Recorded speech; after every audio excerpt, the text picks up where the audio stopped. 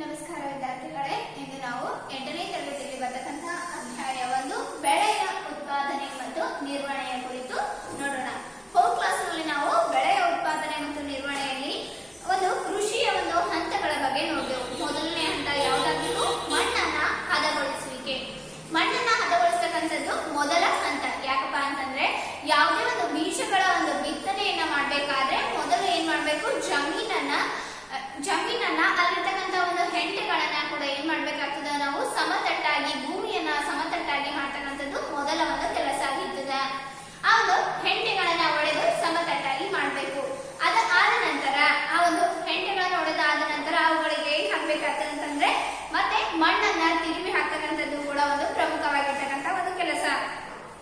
ಈ ಮಣ್ಣನ್ನ ತಿರುವಿ ಹಾಕಲು ಬಳಸತಕ್ಕಂಥ ಕೃಷಿ ಉಪಕರಣಗಳು ಯಾವುವು ಅಂತಂದ್ರೆ ನೇಗಿಲು, ಎಡೆಕುಂಟೆ ಮತ್ತೆ ಕಲ್ಟಿವೇಟರ್ ಗಳನ್ನ ಯೂಸ್ ಮಾಡ್ತಕ್ಕಂಥದ್ದು. ಸಾಂಪ್ರದಾಯಿಕ ವಿಧಾನಗಳಲ್ಲಿ ಎಡೆಕುಂಟೆ ಮತ್ತೆ ನೇಗಿಲನ್ನ ಯೂಸ್ ಮಾಡ್ತಾರ.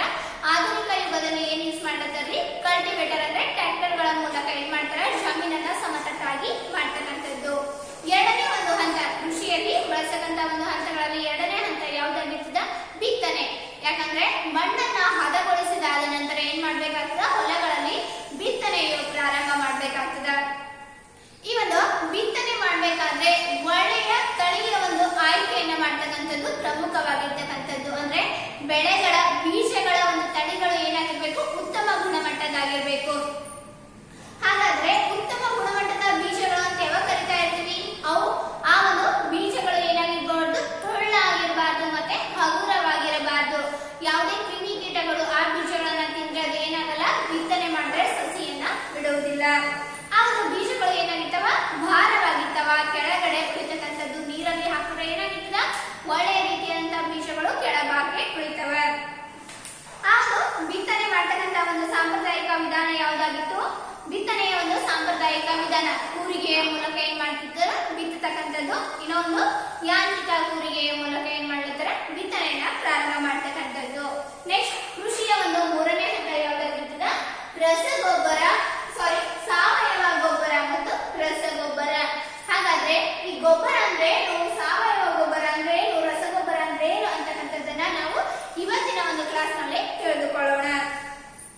ಹಾಗಾದ್ರೆ ಗೊಬ್ಬರ ಅಂತಂದ್ರೆ ಏನು? ಗೊಬ್ಬರ ಅಂತಂದ್ರೆ ಪೋಷಕಾಂಶಗಳನ್ನ ಮಣ್ಣಿಗೆ ಸೇರಿಸುವುದಕ್ಕೆ ನಾವು ಏನಂತ ಕರಿತಾ ಇರ್ತೀವಿ? ಗೊಬ್ಬರ ಅಂತಕ್ಕಂಥದ್ದು. ಪೋಷಕಾಂಶಗಳು ಮಣ್ಣಿಗೂ ಕೂಡ ಏನ್ ಬೇಕಾಗ್ತದ? ಪೋಷಕಾಂಶಗಳ ಅಗತ್ಯ ಇರ್ತದ. ಈ ಪೋಷಕಾಂಶಗಳನ್ನ ಮಣ್ಣಿಗೆ ಸೇರಿಸುವ ವಿಧಾನಕ್ಕೆ ನಾವು ಏನಂತ ಕರಿತಾ ಇರ್ತೀವಿ? ಗೊಬ್ಬರ ಅಂತ ಕರಿತಕ್ಕಂಥದ್ದು. ಗೊಬ್ಬರದಲ್ಲಿ ಎರಡು ರೀತಿಯಾಗಿ ನೋಡ್ತೀವಿ: ಸಾವಯವ ಗೊಬ್ಬರ ಮತ್ತೆ ರಸಗೊಬ್ಬರ. ಸಸ್ಯಗಳ ಆರೋಗ್ಯಕರ ಬೆಳವಣಿಗೆಗೆ ಪೋಷಕಾಂಶಗಳ ರೂಪದಲ್ಲಿ ಮಣ್ಣಿಗೆ ಸೇರಿಸುವ ಪದಾರ್ಥಗಳನ್ನೇ ಸಾವಯವ ಗೊಬ್ಬರ ಮತ್ತೆ ರಸಗೊಬ್ಬರಗಳು ಅಂತ ಕರೀತಕ್ಕಂಥದ್ದು. ಮಣ್ಣು ಖನಿಜಯುಕ್ತ ಪೋಷಕಾಂಶಗಳನ್ನ ಬೆಳೆಗೆ ಒದಗಿಸುತ್ತದೆ. ಮಣ್ಣು ಏನ್ ಮಾಡ್ತಿರ್ತದ? ಖನಿಜಯುಕ್ತ ಪೋಷಕಾಂಶಗಳನ್ನ, ಮಣ್ಣಿನಲ್ಲಿ ಹಲವಾರು ರೀತಿಯಾದಂತಹ ಖನಿಜಯುಕ್ತಗಳನ್ನ ಒಳಗೊಂಡಿರ್ತಕ್ಕಂಥದ್ದು.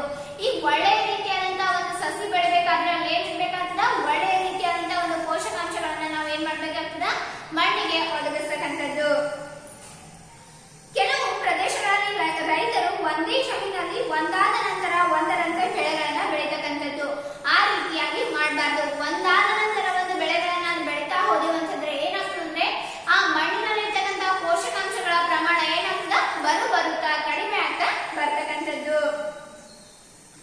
ಗೊಬ್ಬರ ಸಾವಯವ ಪದಾರ್ಥವಾಗಿದ್ದು ಸಸ್ಯ ಅಥವಾ ಪ್ರಾಣಿ ತ್ಯಾಜ್ಯಗಳ ವಿಘಟನೆಯಿಂದ ಪಡೆಯಲಾಗ್ತದ. ಗೊಬ್ಬರವು ಏನಾಗಿರ್ತದ? ಸಾವಯವ ಪದಾರ್ಥವಾಗಿದ್ದು ಇದನ್ನ ಏನ್ ಮಾಡ್ಬೋದು? ನಾವು ನಮ್ಮ ಮನೆಯಲ್ಲಿ ಕೂಡ ತಯಾರಿಸತಕ್ಕಂಥದ್ದು. ಇದು ಸಸ್ಯ ಅಥವಾ ತ್ಯಾಜ್ಯ ಪ್ರಾಣಿಗಳ ವಿಘಟನೆಯಿಂದ ಏನ್ ಮಾಡ್ತದ? ಗೊಬ್ಬರವನ್ನ ತಯಾರಿಸಬಹುದು. ಯಾವ ರೀತಿ ಅಂದ್ರೆ ಎರೆಹುಳುಗಳ ಮೂಲಕ. ಕೆಲವು ಸೂಕ್ಷ್ಮ ಜೀವಿಗಳಿಂದ ವಿಘಟನೆ ಕ್ರಿಯೆ ನಡೆಯುತ್ತದೆ. ವಿಘಟನೆ ಹೊಂದಿದ ಪದಾರ್ಥವನ್ನ ಸಾವಯವ ಗೊಬ್ಬರವಾಗಿ ಮಾಡಬಹುದು ನಾವು.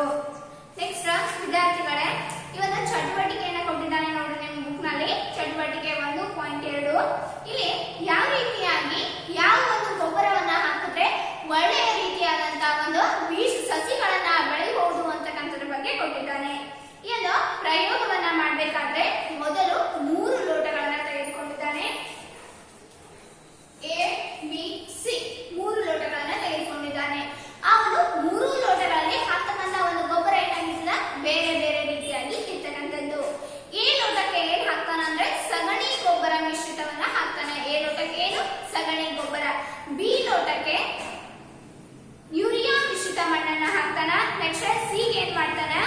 ಯಾವುದೇ ಒಂದು ಗೊಬ್ಬರವನ್ನ ಸೇರಿಸುವುದಿಲ್ಲ, ಬರೀ ಮಣ್ಣನ್ನ ಹಾಕಿ ಬಿಡ್ತಾರ.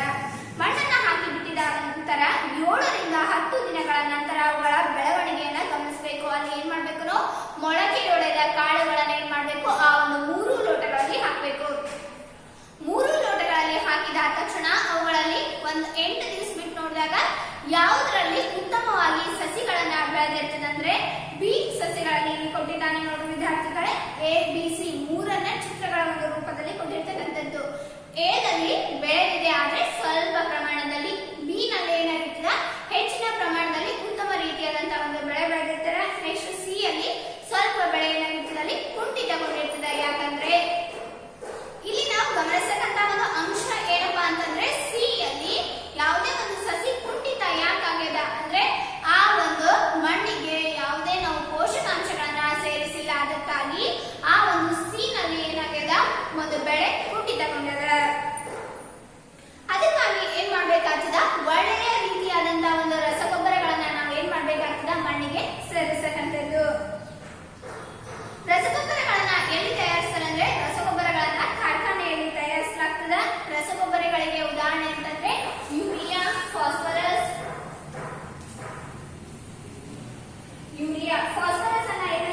ಫಾಸ್ಫರಸ್ ಆಗಿರ್ಬೋದು ಮತ್ತೆ ಫಾಸ್ಫೇಟ್ ಆಗಿರ್ಬೋದು. ಇವೆಲ್ಲ ಏನಾಗಿರ್ತವೆ ಅಂತಂದ್ರೆ ರಸಗೊಬ್ಬರಗಳಿಗೆ ಉದಾಹರಣೆ ಆಗಿರ್ತಕ್ಕಂಥದ್ದು. ರಸಗೊಬ್ಬರಗಳ ಬಳಕೆಯು ಗೋಧಿ, ಭತ್ತ ಮತ್ತು ಜೋಳಗಳಂತಹ ಬೆಳೆಗಳಿಗೆ ಅಧಿಕ ಇಳುವರಿಯನ್ನ ಕೊಡ್ತಕ್ಕಂಥದ್ದು. ಇಲ್ಲಿ ಏನ್ ಮಾಡ್ತಿರ್ತಾರ ರೈತರು ಯಾವುದಕ್ಕೋಸ್ಕರ ರಸಗೊಬ್ಬರಗಳನ್ನ ಹಾಕ್ತಾ ಇರ್ತಾರೆ ಅಂತಂದ್ರೆ ಹೆಚ್ಚಿನ ಒಂದು ಇಳುವರಿಯನ್ನ ಬೆಳೆಯೋದಕ್ಕೋಸ್ಕರ ಏನ್ ಮಾಡ್ತಿರ್ತಾರೆ ಇಲ್ಲಿ ರಸಗೊಬ್ಬರಗಳ ಒಂದು ಪ್ರಮಾಣ ಅಧಿಕವಾಗಿ ಯೂಸ್ ಮಾಡ್ತಕ್ಕಂಥದ್ದು.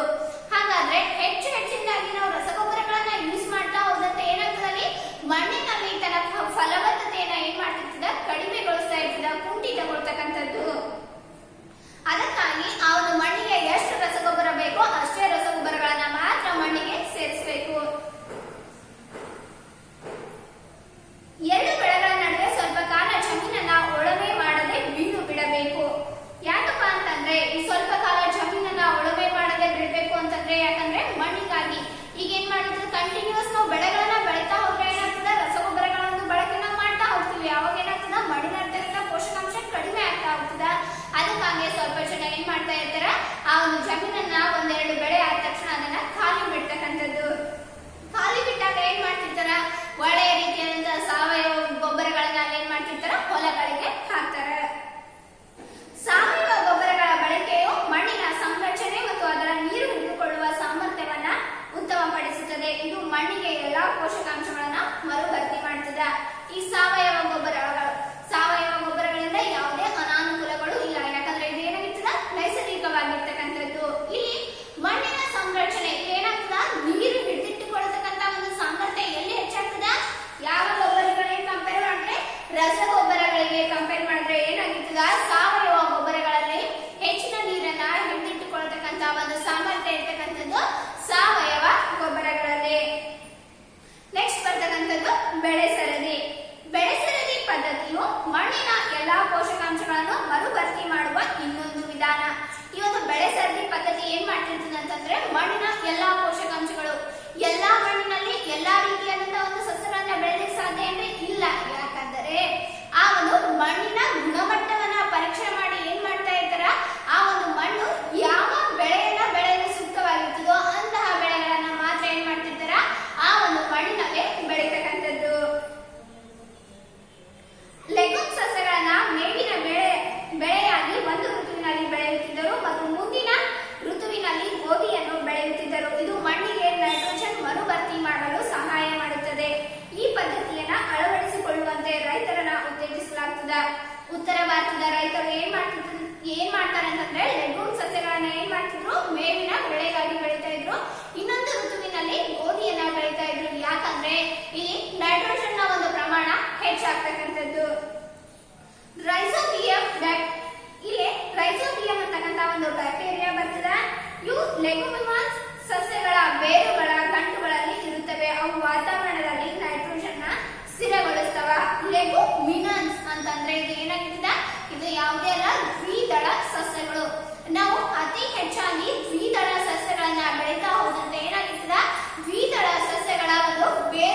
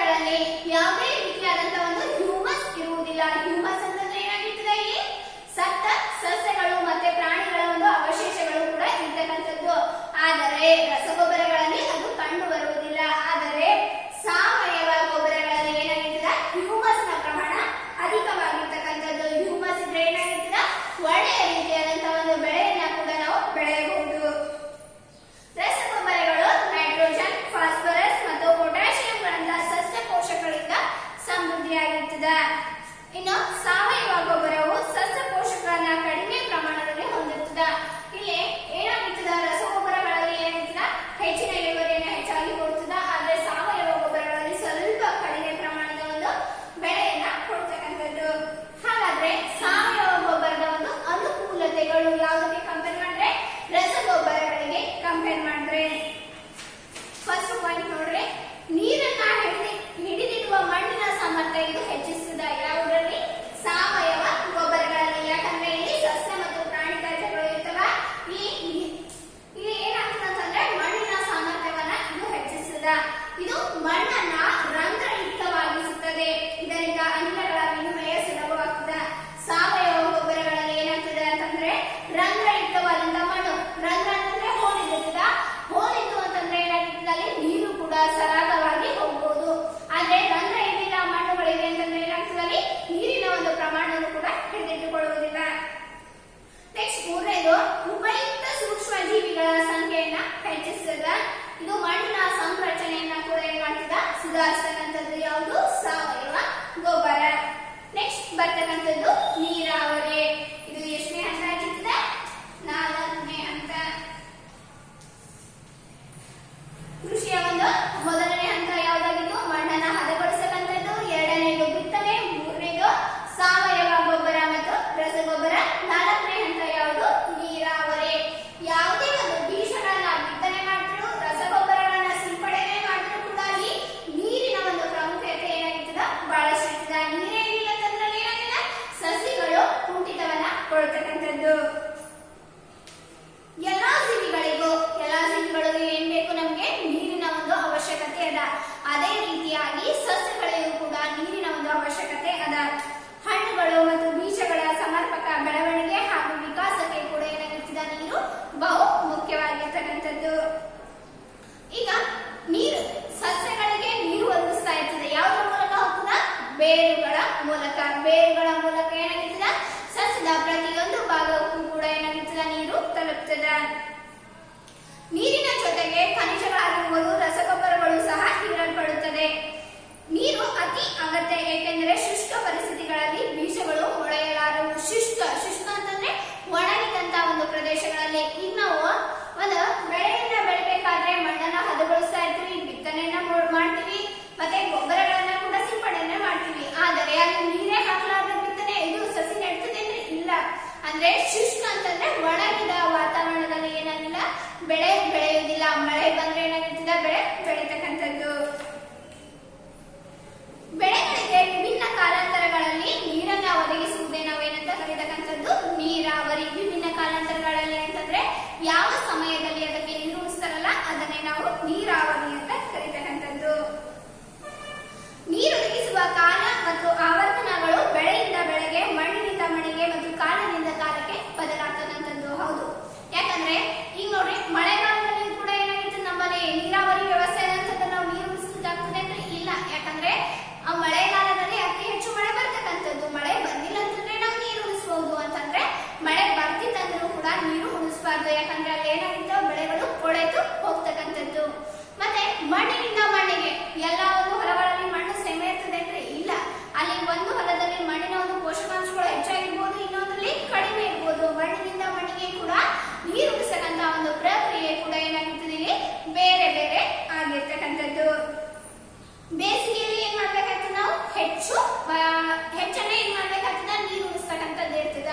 ಈಗ ಕಬ್ಬು ಮತ್ತು ಜೋಳವನ್ನ ಬೆಳೀತಾ ಇದ್ರೆ ಕಬ್ಬಿಗೆ ಏನ್ ಮಾಡ್ಬೇಕಾಗ್ತದ, ಹೆಚ್ಚು ನೀರು ಉಳಿಸ್ಬೇಕಾಗ್ತದ. ಇಲ್ಲಿ ಜೋಳಕ್ಕೆ ಏನಾಗಿರ್ತದ, ಅದು ಹೆಚ್ಚು ನೀರು ಬೇಕಾಗಿರುವುದಿಲ್ಲ. ನೆಕ್ಸ್ಟ್ ನೋಡ್ರಿ, ನೀರಾವರಿಯ ಒಂದು ಆಕಾರಗಳು. ಅಂದ್ರೆ ನೀರಾವರಿ ನೀರು ಎಲ್ಲೆಲ್ಲಿ ಸಿಗ್ತದ ನಮ್ಗಂತಂದ್ರೆ ಬಾವಿಗಳು, ಕೊಳವೆ ಬಾವಿಗಳು, ಕೆರೆಗಳು, ಸರೋವರಗಳು, ನದಿಗಳು, ಅಣೆಕಟ್ಟುಗಳಲ್ಲಿ ಕೂಡ ಏನಾಗಿರ್ತದೆ ನಮ್ಗೆ ನೀರಿನ ಒಂದು ಆಕಾರಗಳು ಅಂತ ಕರೀತಕ್ಕಂಥದ್ದು. ನೀರಿನ ಒಂದು ಸಾಂಪ್ರದಾಯಿಕ ವಿಧಾನಗಳು ನೋಡ್ರಿ. ನೀರಿನ ಒಂದು ಸಾಂಪ್ರದಾಯಿಕ ವಿಧಾನಗಳನ್ನ ನೋಡಿದಾಗ ನಮ್ಗೆ ಇಲ್ಲಿ ಚಿತ್ರದ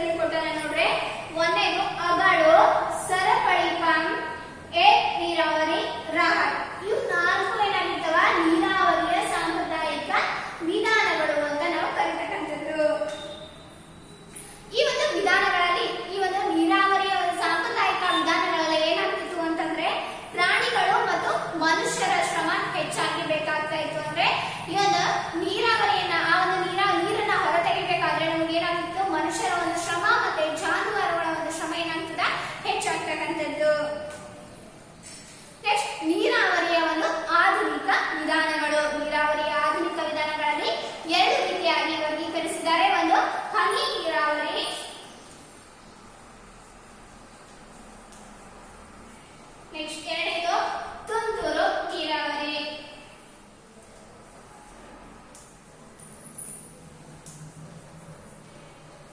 ನೀವು ಕೂಡ ಈ ಒಂದು ನೀರಾವರಿಗಳನ್ನ ನೋಡಿರ್ತೇವೆ. ಹನಿ ನೀರಾವರಿ ಅಂದ್ರೇನು, ತುಂತುರು ನೀರಾವರಿ ಅಂದ್ರೇನು ಅಂತಕ್ಕಂಥದ್ದನ್ನ ನೋಡೋಣ.